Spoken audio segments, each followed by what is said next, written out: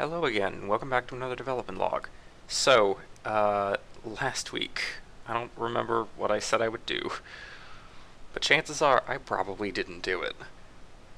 This week has been crazy for me. I've had maybe an hour to just sit down, take a break, and de-stress like daily for the past week.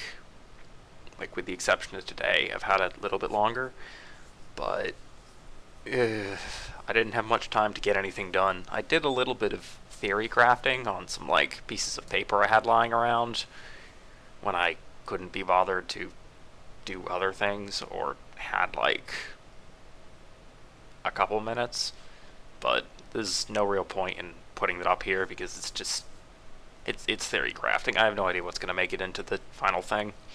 I feel the first thing you've probably noticed is that I've expanded the AI logic section by 3 more weeks. That's not to say that I don't intend to do anything on it for 3 weeks. It's that I want the AI to seem nice. Like, not seem nice, but I want it to function well. And if I put that off, I feel like it's not going to work as well as I want it to later because then I'll have other things to deal with and I'll never get around to making it the way I want it to. So, in the meantime, I'm going to be continuing to refine the AI until it's at a point where I would like it to be. Once it reaches that, then I can move into the other sections and go from there. Until then, though, that will be the only focus. So, for the next couple weeks, expect just AI-related updates. So if I go pull it up now, I don't remember what there was last week in terms of these on screen, but I've added some of the new animations into the game now, allowing access to, well, a special type of attack. I'm just going to let it play until it shows up. I've also added chance, a chance of each attack occurring, so that it might not actually trigger, even if it is capable of doing so. On top of the waiting system that I think I explained last week. Ooh, let's see if it does it. Okay, so it didn't do it this time. And I'll just fight normally. I believe I set it to have a 25% chance, but it's a 25% chance per time it checks. There we go. It was a leap attack. It follows up for some reason with getting stuck in place for a little bit and running, and then follows that up with a run attack, and I'm not particularly sure why. I'm gonna have to look into that and figure out what's going on. But I haven't had time. I've just finished implementing this 5-10 minutes ago at the most. Not my main focus right now. Well, my main focus was making this for this week. For next week, I'll be dealing with all the issues that have come from this. Yeah, I really don't think there's anything else I can show. It's just, I added the leap, and that's it. I added more conditions, and the AI do not need to have an enemy within their range of physical contact for them to do an attack. Instead, they can have extra attacks that do not count in there. For example, this one will work all the time under touch range. However, this one, or under its maximum range, which is 10, which is touch range, which I'm probably going to be phasing out soon. I don't think it matters nearly as much now that I have access for the individual attacks. The leap attack, on the other hand, has a range of 20. So its maximum range is 20, but it has to be greater than 16 units, so it's a range of 16 to 20.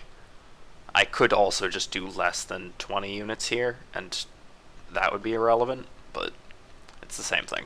And then it checks to make sure the horizontal angle is less than 5 degrees, so it makes sure it's facing the general area of the target before it does this leap thing. The only downside to this leap thing is if it hits a cliff or a wall, it doesn't really continue going. Well, actually, the wall thing is good. It'll stop at the wall. But if it hits the cliff, instead of jumping off of it, it'll just kind of hover there and stand on the ground. It's a bug due to the nav mesh, or not a bug, but it's a feature of the nav mesh agents, and unfortunately, due to some weird shenanigans that I can't figure out. If I move the nav mesh agent using just by changing its position without letting it move itself, it warps to like 0, 0, 0 and gets stuck there. And then if I move it back, it's fine, but the next time I try to move it from there, it gets brought back to 0, 0, 0 again. And I have no idea why. So I can't move anything that way.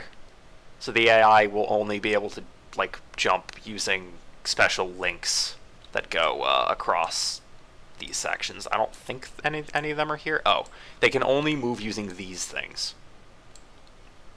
Which in this case, these are one way, but I think there was a two-way one somewhere. No, those are all...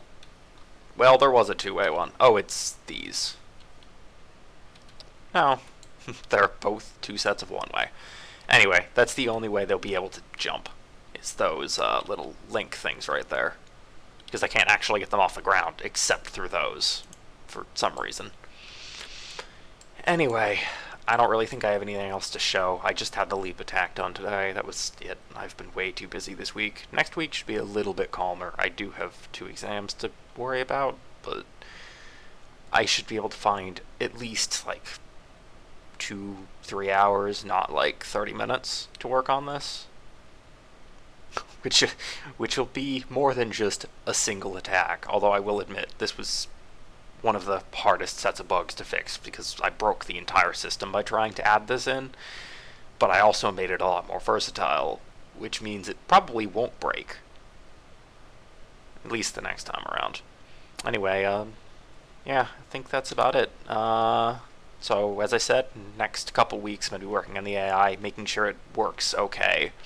Somewhere in there I'm going to be working on the team logic and then implementing the spell system. Because right now, they can only do the standard melee attacks. I'll be expanding it from there. Also, one of the things I've been considering is that I call this thing Seed because it was going to be online and hosted by one of our computers set up for this. And then players connected would contribute slight bits of processing power to help the server run it and make their own experience smoother. But after the thought of removing the server hosting and in favor of player hosting, I'm not particularly sure how the seed will work in. I think it's at this point just going to be the player controls themselves and any summons they have, but they all get counted as player characters, so I don't have to worry about transferring the data a very particular way, because for some reason Unity does not like clients modifying objects unless they're player objects. So if I make the friendly AI player objects, it should bypass it. As long as each person can have more than one player. I would hope so. Otherwise, things are going to get a little complicated. Anyway, thanks for watching, and I hope to see you again next week with a bit more in the changelog.